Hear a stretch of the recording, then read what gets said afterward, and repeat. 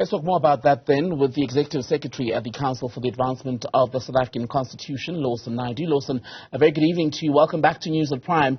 Is the UDM right to make this call and say that Shamila Bathohi has basically been a disappointment in her role as National Director of Public Prosecutions? Good evening, Tembekile. Thank you very much. The step of establishing an inquiry into the fitness of a national director to hold office is a very grave one. It needs to be taken with due consideration to all of the factors and circumstances. As Mr. Holomisa said in that clip, to try and use the failure to secure the extradition of the Gupta brothers from the UAE as an example is unfortunately devoid of fact, because the way that these extradition matters operate is that the case is prosecuted in the UAE by the Dubai authorities. They tell the NPA what information and documentation they require. The NPA and the Minister of Justice, Ronald Lamola, has been at pains to explain to the South African public that the NPA complied with all of the requests that were made to them by the Dubai authorities. And the NPA was certainly not aware that any of the information was deficient. They only became aware of that when the court judgment came out from the UAE. And again, as has been pointed out, those court proceedings in the UAE are conducted in closed sessions, and nobody was witness to what happened. So to try and use that as a basis to call for the removal of the NDPP seems to be very far-fetched.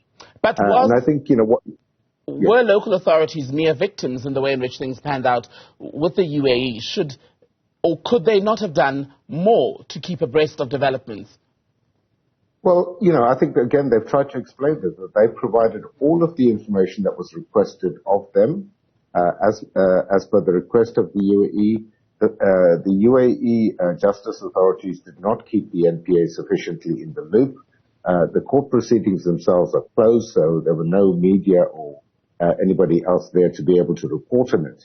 So, to try and use that as a basis to say that the NDPP has failed is, I think, pretty far-fetched, far removed from actually what happened in this particular case. But she has had moderate to underwhelming success in her position as NDPP, has she not? Because people are still waiting for the big convictions promised on the state capture-related cases, for instance. Just recently, the New Lane one basically fell apart in Bloemfontein.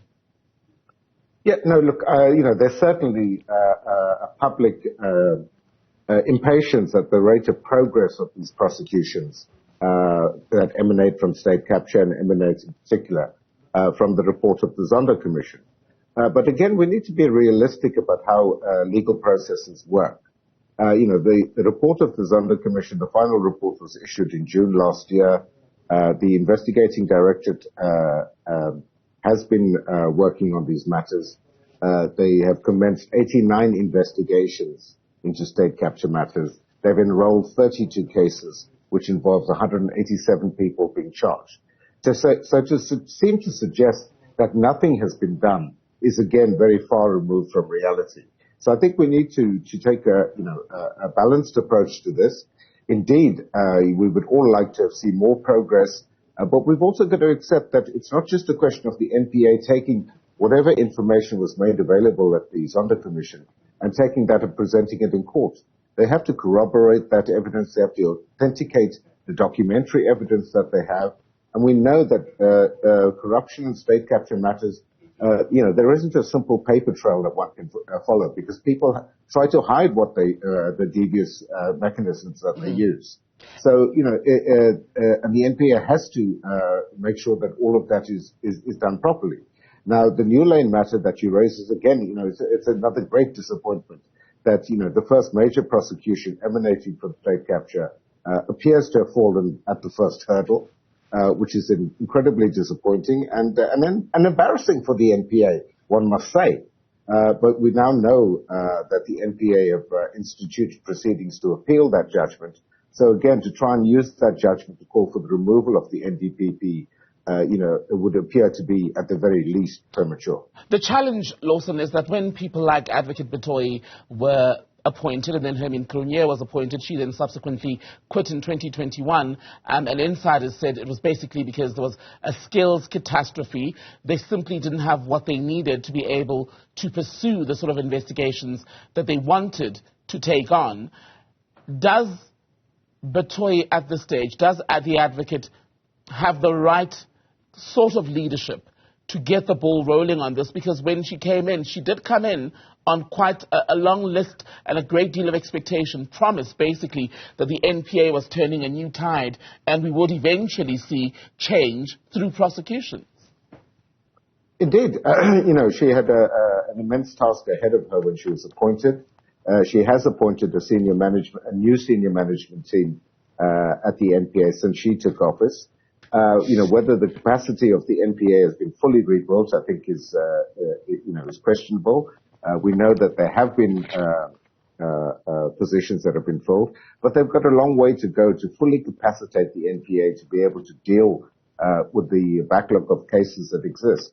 And we must also, when discussing these issues, be careful not to focus solely on the issues of corruption and state capture cases. The NPA has a much broader and wider responsibility to society as a whole, to prosecute ordinary crime, to prosecute cases of gender-based violence in areas where there has been significant progress in recent times. So we must be very careful not to throw the baby out with the bathwater, simply looking at one aspect of what the NPA does. At what point then would it be appropriate to throw out the bathwater where Advocate Batohi is concerned? At what point can we say she's failed as Director of Public Prosecutions? Well, whether she's failed or succeeds, is going to be a subjective issue. But certainly, one would hope that, given the cases that I've just mentioned that have been enrolled and taken to court, the successes of the asset forfeiture unit, which we also seem to forget, where they've secured preservation orders to the value of almost 13 billion rand.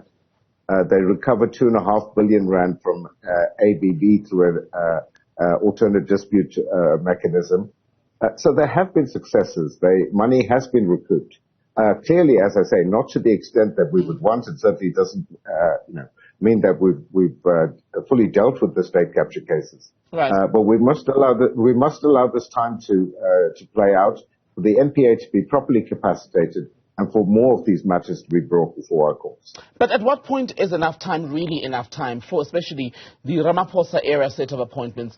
You look at what's happening with the NDPP now, calls for her to face an inquiry because the UDM is basically saying she's failed in her duties. You've got the situation at Eskom, for example, where executives there have been under pressure because people were told that, okay, the state capture years, the 9 wasted years are over, things are being done.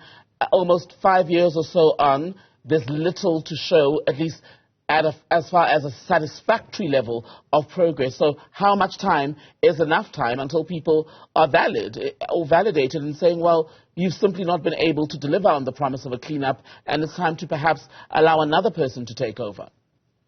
Well, I think, there are 2 points. One, we need to have a sense of patience.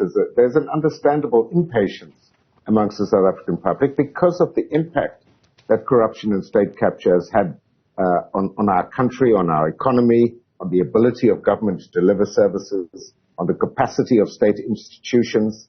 And the NPA itself was one of the hardest hit by state capture, where it was really hollowed out and captured as part of that state capture project.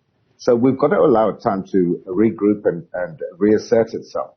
Which is not to say that they must not be held to account, they must not be criticized where they go wrong, that we should not keep the pressure up on them to ensure that these cases get brought to court. But as I've tried to indicate, they have made a start. It may not be as fast as some of us would have liked, but we must, in all fairness, acknowledge that there has been some progress. And to suggest, as the Bantu Holomisa has done, that there's absolutely nothing that has been done is, I'm afraid, just a false claim. Lawson, Naidoo, good to speak to you tonight. Thank you for your time.